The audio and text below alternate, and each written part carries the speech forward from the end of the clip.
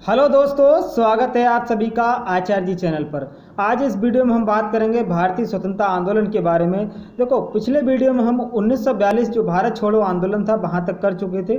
भारत छोड़ो आंदोलन में आपको बता दूं 8 अगस्त 1942 को इसका प्रस्ताव जो है स्वीकार किया गया था। जब 9 अगस्त 1942 की सुबह से ही भारत छोड़ो आंदोलन की शुरुआत होती है, तब जो भारत के कांग्रेस के जो प्रमुख नेता थे महात्मा गांधी जी और जो पंडित जवाहरलाल नेहरू और ये जो प्रमुख नेता थे, इन सभी को मौलाना अबुल कलाम आज़ाद वगैरह, इन सभी लोगों को जो है जेल में बंद कर दिया गया। उस वक्त जो है कुछ जो यूथ नेता थे, यंग जो नेता थे, वो निकल करके सामने आए। तो तब जो है इन्होंने भारत छोड़ो आंदोलन की बागडोर संभाली। तो हम भारत छोड़ो आंदोलन से लेकर के आज़ादी तक की जो कहानी है आज इस वीडियो में हम समझने वाले हैं।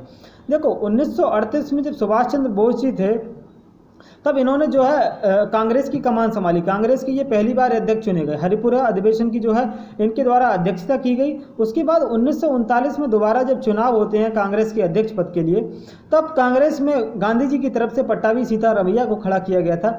लेकिन पट्टाभी सीतारमैया को हरा करके सुभाष चंद्र बोस दोबारा कांग्रेस के अध्यक्ष बने। लेकिन महात्मा गांधी जी नहीं चाहते थे कि सुभाष चंद्र बोस जो है कांग्रेस के अध्यक्ष बने।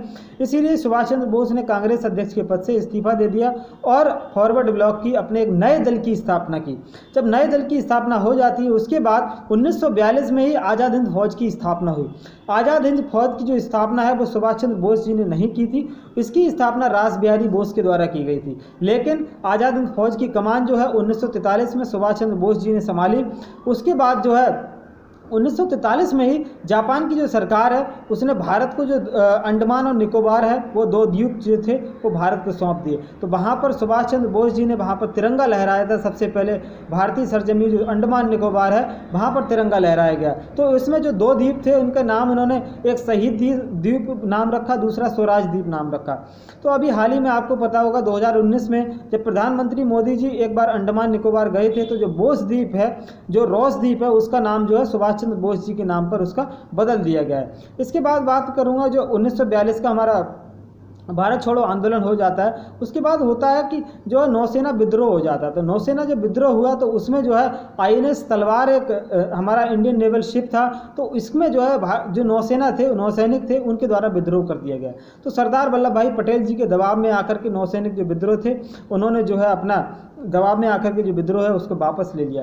देखो, 1946 में कैबिनेट मिशन भारत आता है। कैबिनेट मिशन को लाने वाले 3 लोग थे। सर स्टेफोर्ड क्रेब्स थे और उसके साथ ही साथ एबी अलेक्जेंडर थे और 3 लोग जो हैं इसमें शामिल थे टोटल। तो जब ये उस वक्त जो ब्रिटेन के प्रधानमंत्री थे वो क्लीमेंट एटली जो थे, उस वक्त UK ब्रिटेन के प्रधानमंत्री थे। तो कैबिनेट मिशन भारत आया, तो इसके तहत जो है भारत में संविधान सभा का गठन होना था।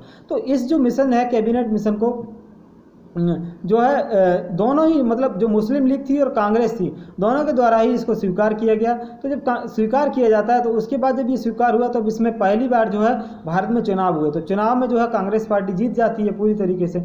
तो इसमें जो है जो मुस्लिम लीग थी उसने जो है 16 अगस्त 1946 को जो है पहला प्रत्यक्ष कार्रवाई दिवस मना दिया।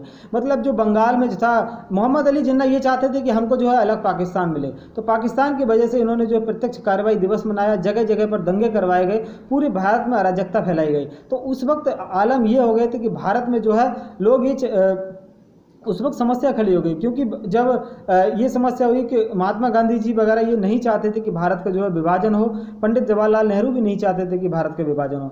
लेकिन मोहम्मद अली जिन्ना जो है अपनी जिद पर अड़े रहे कि मुस्लिमों के लिए मुस्लिम राष्ट्र का होना चाहिए। उसके बाद 3 जून 1947 को आता है लॉर्ड माउंटबेटन प्लान। तो इसमें यह था कि 2 राष्ट्रों की संकल्पना की गई। इसमें एक है भारत और एक दूसरा पाकिस्तान। तो जो माउंटबेटन थे उन्होंने ये कहा कि आप यदि चाहें तो भारत में रह सकते हैं, यदि चाहें तो पाकिस्तान में रह सकते हैं। और जो देसी रियासतें थी उनसे ये कहा गया, आप जो हैं भारत के साथ भी विलय हो सकते हैं, पाकिस्तान के साथ भी विलय हो सकते हैं। यदि आप चाहें तो अपनी जो है एक अलग देश बनाना चाहते हैं तो अपना देश भी अलग बना सकते हैं। तो इस तरीके से ये जो लॉर्ड माउंटबेटन प्लान था तो ये जो है लागू हुआ। तो उसके बाद जो है जब ये लागू हो जाता है तब जो है भारत को आज़ादी मिली 1947 में।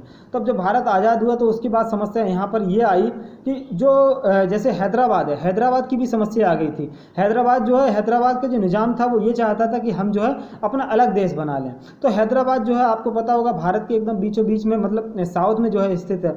हैदराबाद पहले, अभी तो केवल एक शहर है, पहले ये शहर नहीं था, पूरा एक जो तेलंगाना आंध्र प्रदेश वाला रीजन है पूरा हैदराबाद में ही कवर हुआ करता था। तब जो है हैदराबाद के जो निज़ाम थे उस पर जो है सरदार वल्लभ भाई पटेल ने अपनी सेना भेज दी, जिसको 1948 में ऑपरेशन पोलो नाम दिया गया। तो जब भेजी गई तो उसके बाद जो है निज़ाम ने आत्मसमर्पण कर दिया और हैदराबाद का भारत में विलय किया गया। इसके साथ ही साथ जूनागढ़ भी एक समस्या हो गई थी। जूनागढ़ के जो राजा थे वो मुस्लिम राजा थे, वहाँ की जो प्रजा थी वो हिंदू थी।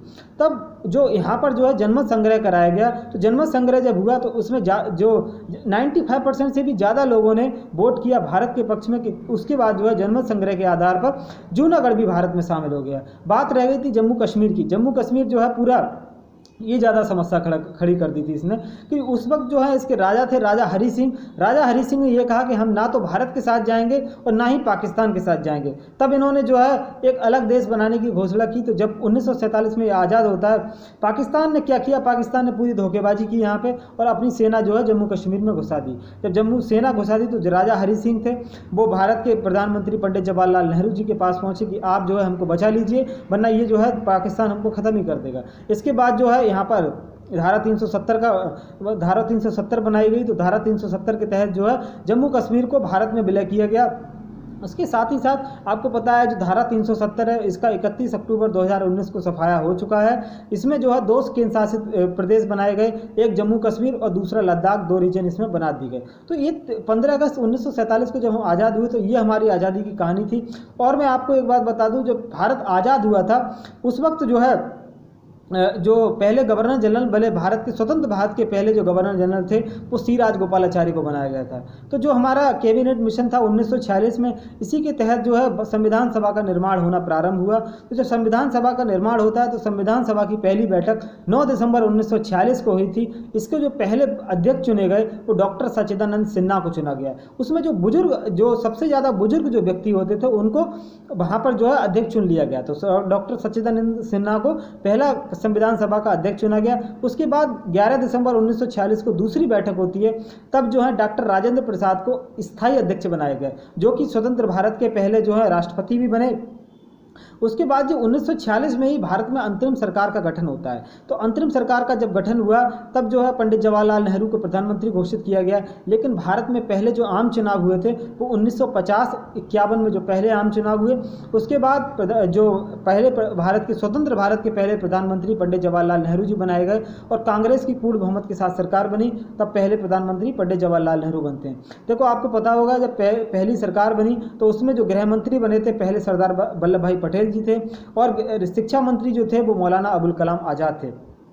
इसके बाद मैं बताऊं तीसरी बैठक जो संविधान सभा की होती है वो हुई थी 13 दिसंबर 1946 को। इसमें जो है उद्देशिका प्रस्ताव को रखा गया पंडित जवाहरलाल नेहरू जी के द्वारा। उद्देशिका मतलब जो आज हमारे प्रियम्बल में शामिल है, प्रियम्बल को जो है 13 दिसंबर 1946 को रखा गया था। तो उद्देशिका प्रस्ताव तब पारित कराया गया। देखो प्रियम्बल जो है, प्रियम्बल में संशोधन किया गया।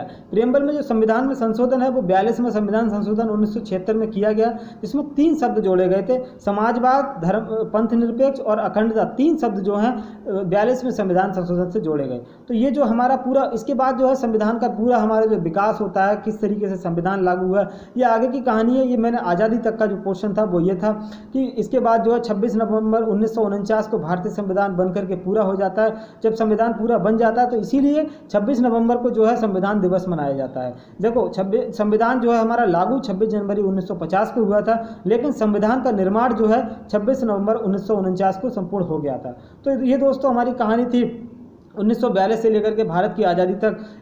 थैंक यू दोस्तों, तब तक के लिए goodbye and have a nice day.